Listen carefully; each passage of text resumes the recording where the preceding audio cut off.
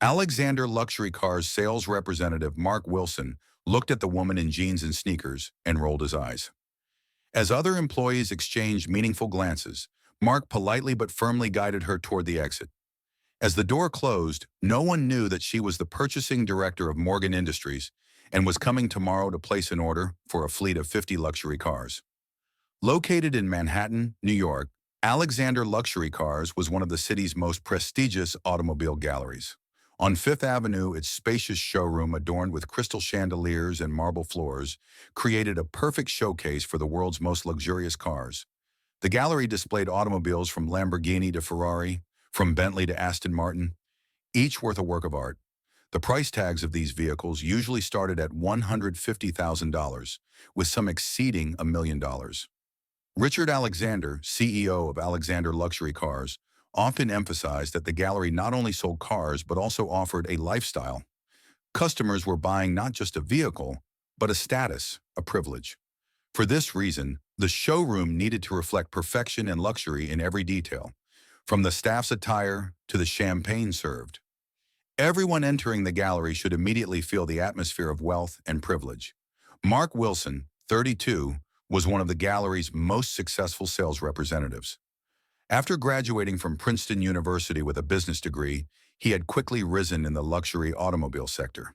He wore Italian-designed suits, expensive watches, and always kept his hair perfectly styled. He had broken sales records for the past 3 years, even personally selling over $15 million worth of luxury cars last year. Mark knew how to talk to wealthy customers, how to stroke their egos, and how to make a luxury car seem essential. One of the secrets to Mark's success was not wasting his time. He didn't give the same attention to everyone who entered the gallery, focusing on potential customers he thought were real buyers. Over the years, he had defined a profile of a wealthy customer: designer clothes, luxury accessories, confident demeanor. And of course, he was also a master at politely but quickly removing people who weren't real buyers from the gallery. This approach had earned him many awards and special recognition from Richard Alexander. That Wednesday morning, Mark and other sales representatives had just finished the gallery's monthly sales meeting. They were gathered around the stylish coffee machine in the showroom, sipping their luxury Colombian coffees while chatting. Through the large glass windows, the iconic silhouette of Manhattan was visible. Skyscrapers, symbols of wealth and power.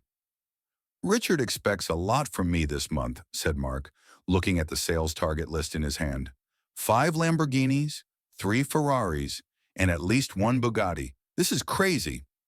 His colleague Jennifer Sullivan, a tall, elegant woman, smiled as she stirred her coffee. With her Italian-designed red dress and perfect makeup, she always looked stylish. "I heard you were talking to Morgan Industries last month. They want to renew their company cars, right?" Mark nodded. "Yes, but that deal isn't certain. I played golf with their CEO last week. They're interested, but they're still talking to other brands as well." "Morgan Industries would be a big deal," said the other sales representative, David Chen. "How many cars are they considering?" "About 50 cars," Mark replied, with a manner emphasizing his importance. "Luxury sedans and SUVs for senior executives. Potentially a $7 to $8 million deal." Jennifer whistled. "Wow, that's half your annual target. If you can make that deal, you'll get a big chunk of this year's bonus pool." "It's not just about making the deal, but also impressing Richard," said Mark confidently. "If we can establish a long-term relationship with a prestigious company like Morgan Industries, other big companies will come to us too." Just then, the glass door of the gallery opened and a middle-aged woman entered. She wore simple jeans, a navy blue blouse, and sneakers. She had no luxury accessories, no expensive bag, jewelry, or designer glasses. Her hair was tied in a practical ponytail, and she wore minimal makeup. She was holding only a simple leather wallet.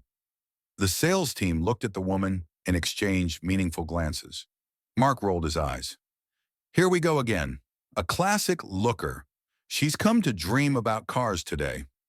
Looker was a term used in the gallery's jargon to describe people who came just to look at luxury cars without any real intention or power to buy. "It's your turn this time, Mark," Jennifer said mockingly. David giggled. Mark's polite removal record is 3 minutes, 27 seconds. Let's see if he'll break it this time. Mark sighed and put down his coffee cup.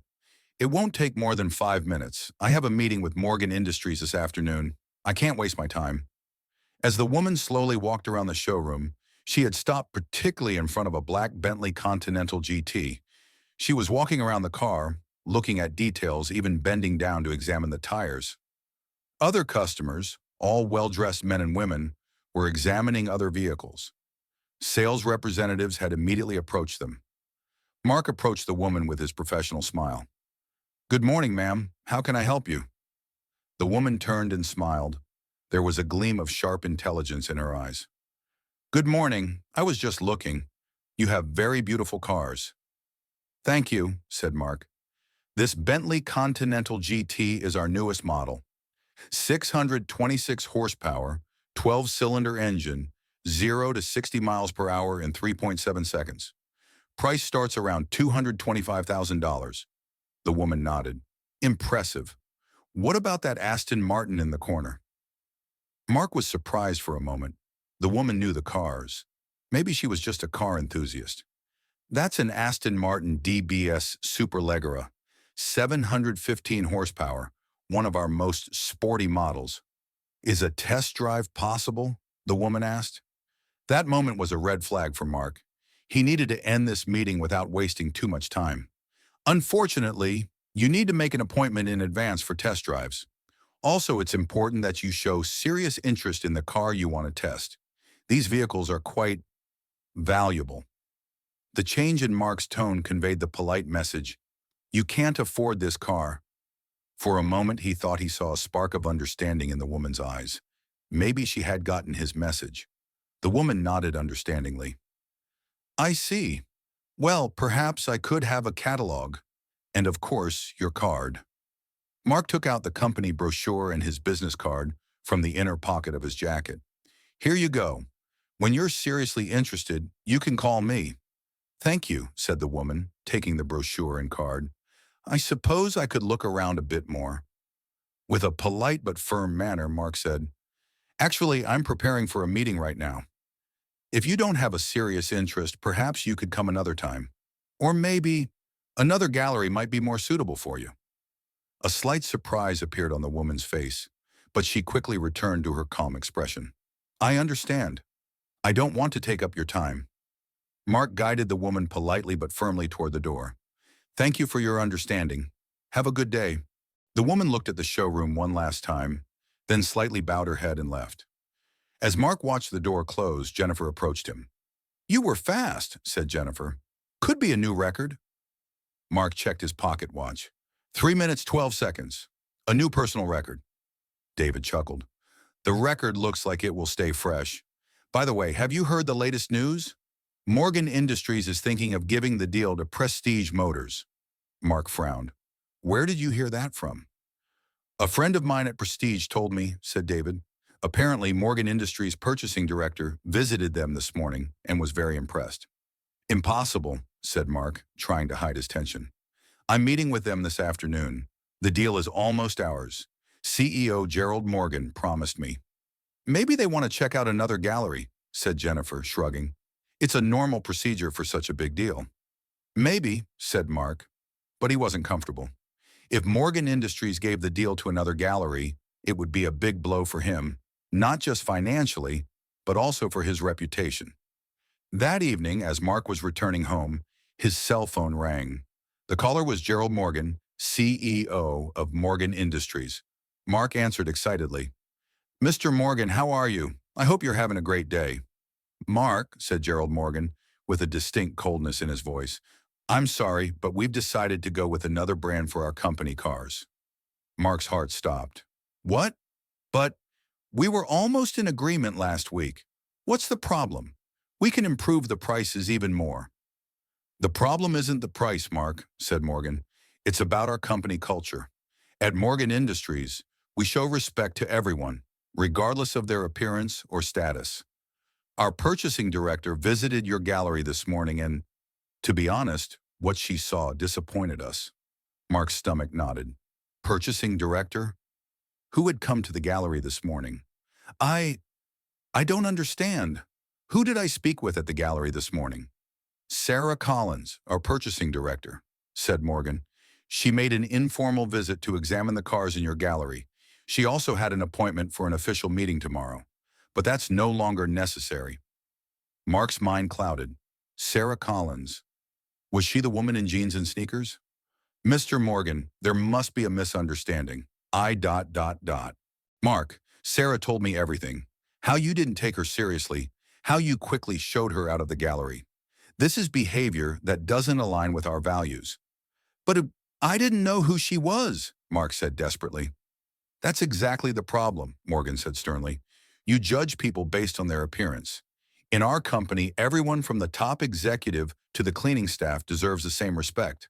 We also want to buy our cars from a company that reflects these values. Mr. Morgan, please, said Mark, unable to hide the desperation in his voice. This was a misunderstanding. Could we invite Ms. Collins again? I could show her all our cars, arrange a special VIP tour. It's too late, Mark, said Morgan. We've already agreed with Prestige Motors. 50 cars. For me, this matter is closed. When the phone hung up, Mark was in shock. He had lost a deal worth approximately $8 million because he had shown a woman in jeans out the door. And how would he explain this to Richard Alexander this weekend? The next morning, the entire team of Alexander Luxury Cars was called for an emergency meeting. Richard Alexander entered the meeting room with storm clouds on his face. At 58, tall and authoritative, his gray hair and sharp gaze commanded respect. Today, he looked sterner than usual. We lost the Morgan Industries deal, he said directly. 50 cars worth approximately $8 million. And do you know why? Because our sales team judged a potential customer based on her style of dress and showed her out of the gallery. All eyes turned to Mark. Richard continued.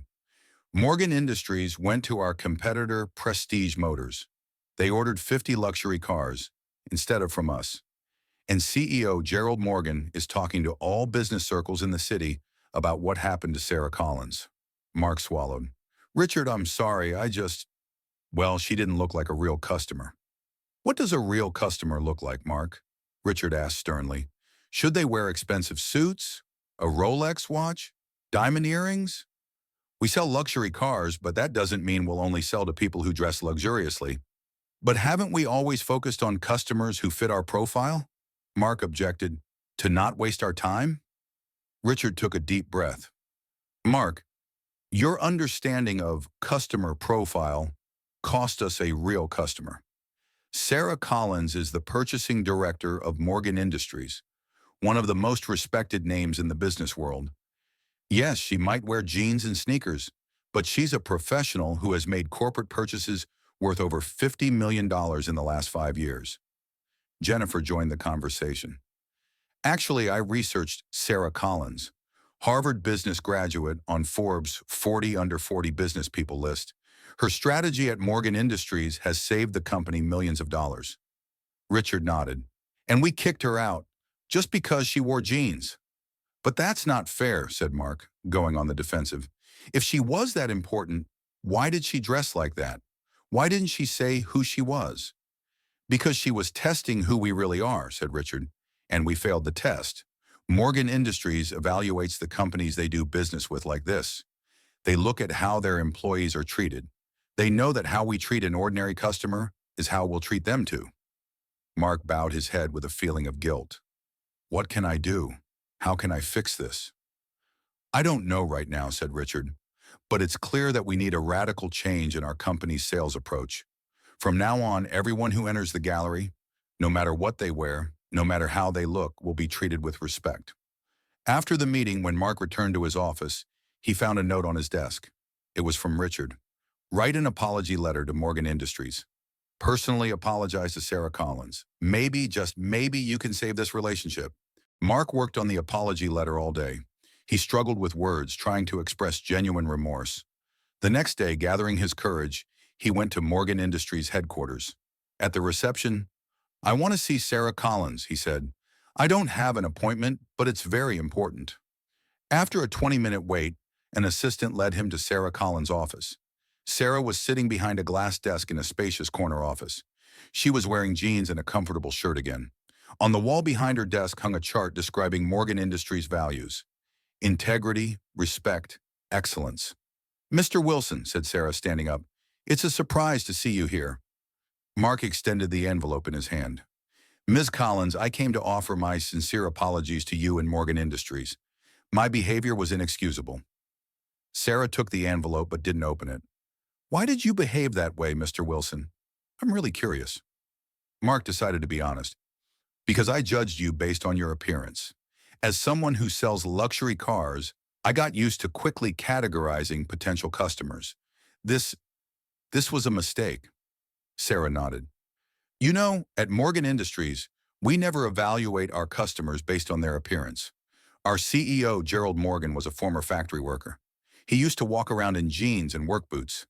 Even though he's a billionaire now, he still maintains the same style. I didn't know, said Mark. Of course you didn't, said Sarah, because you didn't take the time to get to know people. You labeled them.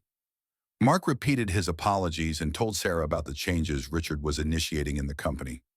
Now the entire sales team would adopt a more inclusive approach toward customers.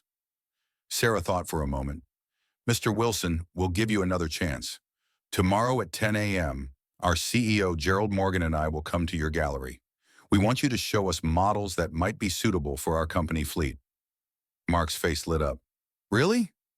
This is great. I promise I won't disappoint you. One more thing, said Sarah. Mr. Morgan will probably come in jeans and an old t-shirt, and he'll bring some employees from our company, from different departments, people with different appearances. We want to see how you treat all of them. Mark nodded. I understand, and I promise everyone will receive the same respect. The next day, Alexander Luxury Cars' showroom was prepared for a special customer group. Mark had worn his best suit and reviewed the details of every car in the gallery. At 10 a.m., Gerald Morgan and his team entered the gallery. The CEO was indeed wearing jeans and a simple t-shirt. With him were Sarah Collins and about 10 employees from various departments of the company. Young, old, from different ethnic backgrounds with different clothing styles. Mark greeted each of them sincerely, learned their names, and asked about their interests.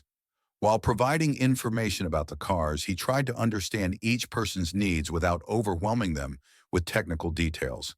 This time, he really focused on listening to and understanding people. At the end of the day, Gerald Morgan looked pleased. Mr. Wilson, I must say you impressed me today. The respect you showed to each member of my team is commendable. Mark responded sincerely, Mr. Morgan, when I saw that values chart in Sarah's office, I began to question my own values. Today, I didn't just try to sell cars, I tried to listen to and understand people. That's it, said Morgan, the kind of business partnership we're looking for. The deal was signed, 50 luxury cars worth approximately $8 million. But for Mark, what was more important than this was the lesson he had learned from this experience. 6 months later, Alexander Luxury Cars had completely changed. Richard Alexander had reorganized the company's sales training program, developing a new customer approach called Respect for Everyone. Mark had become the head trainer of this program, passing on the lesson he had learned from his mistake to other sales representatives. One day, a simply dressed elderly couple entered the gallery. While other sales representatives hesitated to approach them, Mark immediately advanced and greeted them sincerely. An hour later, the couple had purchased 2 Bentleys with cash payment. A retired couple, they had saved money all their lives and now decided to buy their dream cars. How did you know, Jennifer asked after the sale, how did you know they were real buyers? Mark smiled. I don't categorize people anymore, Jen. I listen to them. The couple wanted to celebrate their 50th wedding anniversary. When I listened to their story, I understood how important these cars were to them. A month later, an article about Alexander Luxury Cars was published in the business section of the New York Times. The headline read, Democratization in the Luxury Automobile World, the Transformation of Alexander Luxury Cars. The article told the story of Richard Alexander's new sales philosophy and Mark Wilson's story. In one part of the article, Mark said, Luxury is no longer just the privilege of a certain class. True luxury is everyone being able to realize their dreams. Our job is to respect these dreams and help make them come true. That year, Alexander Luxury Cars increased its sales by 40%. A long-term business partnership was established with Morgan Industries, and other large companies began to prefer Alexander for their fleets. Mark Wilson was one day called to Richard Alexander's room. Richard was sitting behind his desk with a proud expression on his face. "Mark, I want to appoint you as the general manager of our New York branch," he said. "We've learned a lot from your story. Now we want to spread this lesson across the entire company." Mark looked in astonishment. "You're promoting me after that mistake?" Richard smiled. "We can make mistakes, Mark. What's important is to learn from them and use them to become better. You did that." That evening, as Mark was returning home, he thought he had learned the most important lesson of his life. Judging people based on their outward appearances was not only morally wrong, but also a bad business strategy. True luxury lay not in expensive clothes or accessories, but in the respect shown to everyone. A year later, a second fleet deal was signed with Morgan Industries, this time for 75 cars. Mark and Sarah regularly met at business dinners, discussing not just business, but also life. When Sarah asked Mark how the new respect for everyone approach was going, Mark smiled. "To be honest, some sales representatives resisted at first," he said. "They were afraid of wasting their time just like I was. But then an interesting thing happened." "What's that?" asked Sarah.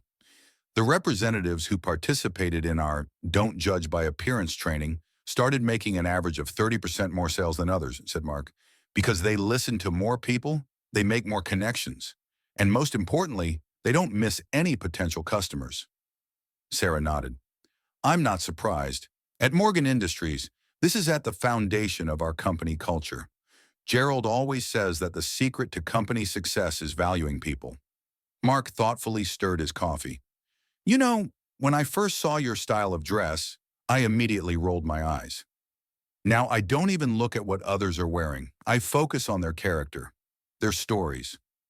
"People are like books, Mark," Sarah said with a smile. "You shouldn't judge them by their cover." 2 years later, Alexander Luxury Cars had become a national chain. As Richard Alexander retired, he chose Mark Wilson as his successor. At Richard's retirement party, when Mark took the podium, he began his speech. "3 years ago, I showed a woman in jeans and sneakers out of the gallery. This seemed like the biggest mistake of my career, but now I understand that it was actually my most valuable lesson." Everyone in the hall laughed. In the front row, Sarah Collins and Gerald Morgan were also sitting, both smiling. "Since that day," Mark continued, "we've created a revolution at Alexander Luxury Cars. Luxury is no longer exclusive, but inclusive. We're selling dreams, not status. And most importantly, we show the same respect to every customer, regardless of their appearance." Mark finished his speech by turning to Richard. "Thank you for embracing this vision and giving me a second chance. I will do my best to take your company even further." Richard stood up and hugged Mark. "You're not just selling cars, Mark," he said. "You're selling values. And in the long run, that's much more valuable." That night, as Mark worked late in his office, he looked at a framed photo on his desk. In the photo, Sarah Collins and he were seen celebrating their first big deal. Under the photo was a note written in Sarah's handwriting. "Sometimes the most valuable lessons come from the most unexpected people." Mark smiled. Yes, he had learned the most valuable lesson of his life from a woman in jeans. And this lesson had changed not just his career, but his entire outlook on life. That weekend, Mark visited a youth center in one of New York's suburban neighborhoods. A new program started by Alexander Luxury Cars offered career opportunities in the automotive sector to disadvantaged youth. While talking to the youth, Mark realized that many of them couldn't even imagine touching luxury cars. "Now tell me," Mark said to the youth, "how many of you dream of one day becoming the manager of a luxury car gallery?" No hands were raised. The youth looked at each other and smiled as if this thought was too absurd. "Do you know how I started?" Mark continued. "At a car wash service. I was washing rich people's cars, but I had dreams. And now I'm here." A young girl hesitantly asked, "But to be like you, I mean, do we have to dress like that, talk like that?" Mark laughed. "No, absolutely not. You don't have to dress like me. You don't have to talk like me. Be yourself. Just be hardworking, honest, and respectful to people." Another youth asked, "So if we come to your gallery one day, you won't kick us out?" Mark nodded with a serious expression. I promise, whoever you are, however you dress, when you come to Alexander Luxury Cars, we will value you as a customer. Because we don't just sell cars, we make dreams come true. Among the first graduates of the program was the young girl who had asked the question that day. Her name was Alicia, and she now worked as a sales representative at Alexander Luxury Cars' Brooklyn branch. In her first month, she had sold 2 Lamborghinis, one to a famous basketball player, the other to a simply dressed, quiet technology entrepreneur. When Mark heard of Alicia's success, he was proud. He sent Alicia a congratulatory note. Never judge people by their appearance. True value is always inside. 5 years later, Alexander Luxury Cars had become not just a car gallery, but a lifestyle brand. With the slogan, "Luxury for Everyone," they had revolutionized the industry. Mark Wilson appeared on the cover of Fortune magazine, "How to Build an Empire by Stopping Judging People by Their Clothes." In the interview, Mark said, "I once believed that luxury belonged to a privileged few.